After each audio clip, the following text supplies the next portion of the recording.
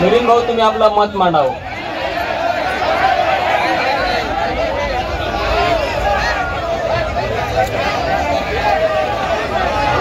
कार्यक्रमाचे अध्यक्ष शेतकरी नेते सन्माननीय विजयभाऊ गावंडेजी, वंचित आघाडीचे बीजेपी वंचित आघाडीचे उमेदवार, बहुजन समाज पार्टीचे उमेदवार अमर काळे जे गेले इंडिया आघाडीचे उमेदवार आणि सगळे बंधू आणि भगिनींनो, आत्ताच भारतीय जनता पार्टीवर हुकुमशाहीचा आणि लोकशाहीची दडपशाही करतात अशा प्रकारचा आरोप केला गेला. पत्रकार संघाने मला बोलावून माझं बोलणं ऐकण्याविषयी विनंती केल्या गेली.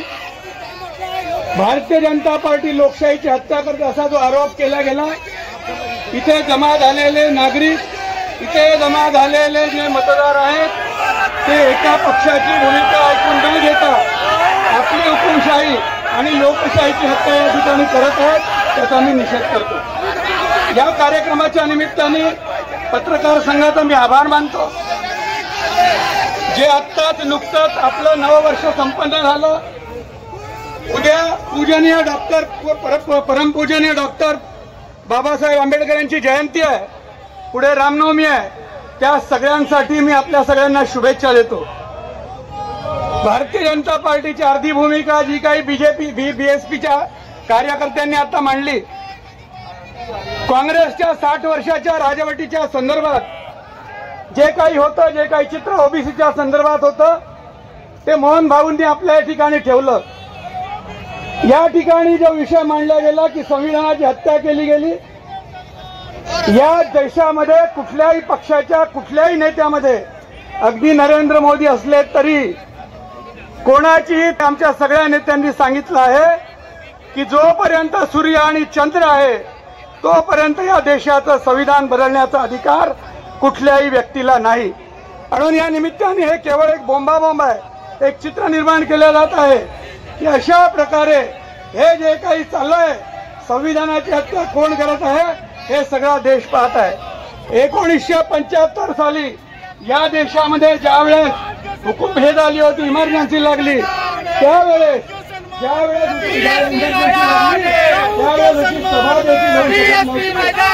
सभा माहिती आहे. भारतीय जनता पार्टी आणि काँग्रेस 2004, 2014, 2014 आणि 2024 याची तुलना करण्याची आवश्यकता आहे. ही लोकसभा नाही आहे, त्याच्यामुळे असा कल्ला करून माझ्यावर देखील काही परिणाम होणार नाही आहे. माझ्यावर काही परिणाम होणार नाही. मी पक्षाची भूमिका मांडणार आहे. मला इथे पक्षाची भूमिका मांडवलेला आहे. 2014 ते 24 सगळ्यात पहिले मोदीजींनी निर्णय घेतला, या देशातल्या 45 कोटी लोकांचं जनधन खातं उघडलं. त्याच्यानंतर या देशातल्या गरीबाला, या देशातल्या 12 कोटी लोकांना संडास निर्माण करून दिले. 10 कोटी लोकांना उज्ज्वला गॅसची निर्मिती करून दिली. या देशामध्ये अनेक लोकांना विश्वकर्मा योजनेच्या माध्यमातून स्वयंरोजगाराची निर्मिती करून दिली आहे. या देशामध्ये अनेक असे प्रश्न आहेत ज्यामध्ये मोदीजींनी बांधलाय की माझ्यासमोर फक्त 4 जाती आहेत, गरिबी, महिला, युवक आणि एक मला मी आता आठवत नाही, पण अशा 4 फक्त जाती आहेत आणि या 4 जातीचं उत्थान झालं तर निश्चितपणे देशाचं उत्थान होईल.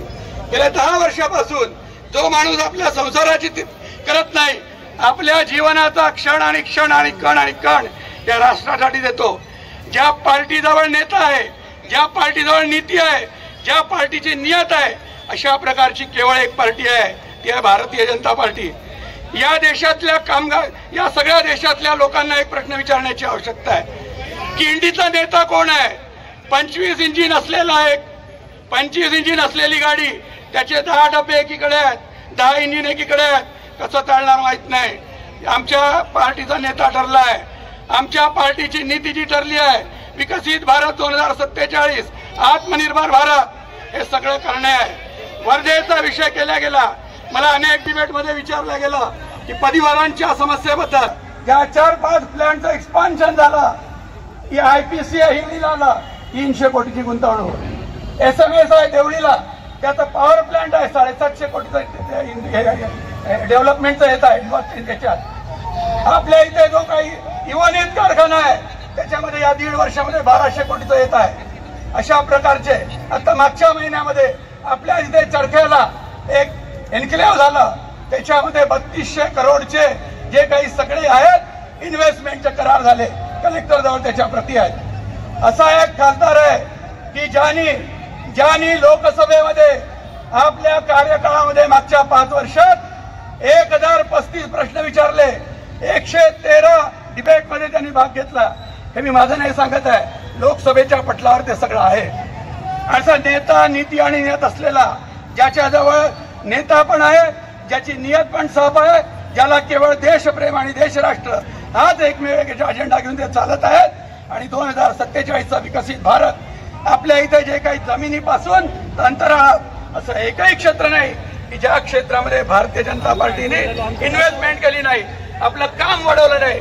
आणि त्याच्यामुळे अशा प्रकारचा नेता, नीती आणि नियत असलेला पक्षाचे उमेदवार आदरणीय रामदासजी तडस यांना आपण प्रचंड बहुमताने विजयी करावं अशा प्रकारची मी विनंती करतो.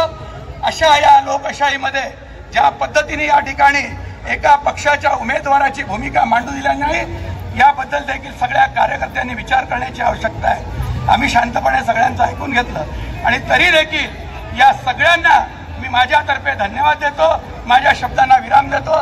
धन्यवाद. जय हिंद.